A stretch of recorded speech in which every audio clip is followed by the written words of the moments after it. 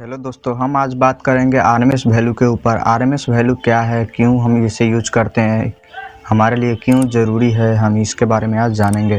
RMS value कैसे निकाले, RMS value को निकालने का फॉर्मूला क्या है, कैसे हम निकाले, इसके बारे में आज जानेंगे। तो दोस्तों, आरएमएस वैल्यू हमारे लिए क्यों ज़रूरी है, चलिए इसके बारे में जानते हैं। आरएमएस वैल्यू क्या है दोस्तों? जैसे मान लीजिए कि हमारे घरों में AC आता है 220 वोल्ट, तो ये 220 जो है 220 वोल्ट, तो 220 वोल्ट हमेशा नहीं रहता है। जैसे कि मान लीजिए 220 है तो 200, 210, 220, 230 भी होता रहता है, कभी कभार फ्लक्चुएट होता है। तो आखिर ये क्यों होता है, किसकी वजह से होता है? तो देखिए दोस्तों, जो हमारा AC वोल्ट है वो 50 हर्ट्ज पे काम करता है। 50 हर्ट्ज पे 1 सेकेंड में 50 बार ऊपर नीचा, 50 बार ऊपर नीचा होता रहेगा। ये 1 सेकेंड में 50 बार ये होता है, ऐसे करके ऊपर है ये सारा सबसे ऊपर।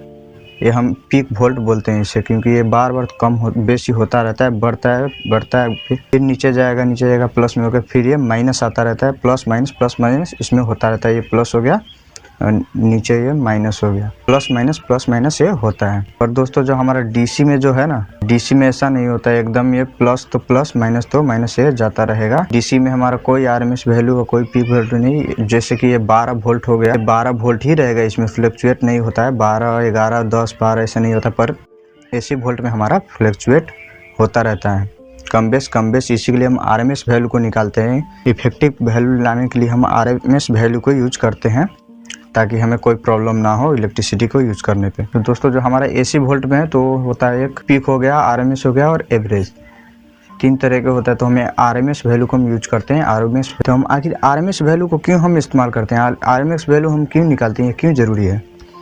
तो दोस्तों, हम इफेक्टिव वैल्यू को कैलकुलेट करने के लिए हम आरएमएस वैल्यू को निकालते हैं, ताकि हमें कोई प्रॉब्लम ना हो, हम कुछ भी चले तो हमारा सही से काम करे। क्योंकि पीक वोल्ट को अगर लेंगे तो ये कुछ ही सेकंड के लिए पीक वैल्यू रहेगा, फिर नीचे आएगा, फिर ऊपर जाएगा, नीचे आएगा, ऊपर। इसी के लिए हम आरएमएस वैल्यू को निकालते हैं, ताकि कोई प्रॉब्लम ना हो। और दोस्तों, जो आरएमएस वैल्यू हम सिर्फ AC में ही निकालते हैं, AC में, DC में नहीं होता है। ये आरएमएस वैल्यू या पीक वैल्यू कॉन्स्टेंट होता है DC में।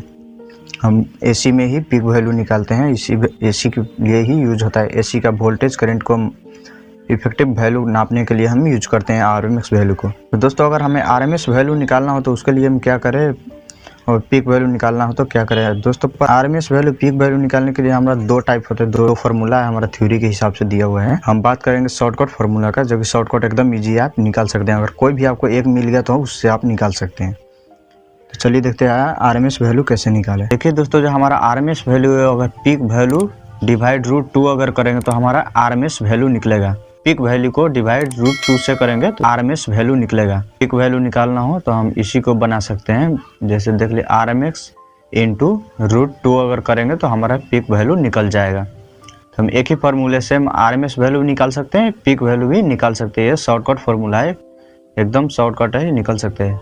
जैसे मान लीजिए दोस्तों, हमारे घरों में 220 वोल्ट जो होता है, तो 220 वो नहीं होता है, एक्चुअल में फ्लक्चुएट होता रहता है। 220 है तो 220 नहीं होता है, कभी 310, 315, 320 ऐसे तक आता है पीक वैल्यू। हमारा 300 से ऊपर होता है पीक वैल्यू। चलिए समझते हैं पीक वैल्यू को कैसे निकाले। तो देखिए दोस्तों, आरएमएस वैल्यू जो है, आरएमएस वैल्यू मान लीजिए 220 वोल्ट है, इंटू हम अगर √2 से करेंगे तो हमें पीक वैल्यू मिल जाएगा। और जो पीक वोल्ट जो आएगा हमारा 312 वोल्ट। चलिए आरएमएस वैल्यू कैसे निकाले इसमें से। अब जैसे हमारा पीक वैल्यू मालूम चल गया, वैल्यू 3 से 12 डिवाइडेड रूट अगर 2 कर देंगे तो हमारा आ जाएगा 220 वोल्ट। हम शॉर्टकट तरीके से इसी तरीके से हम निकाल सकते हैं आरएमएस वैल्यू।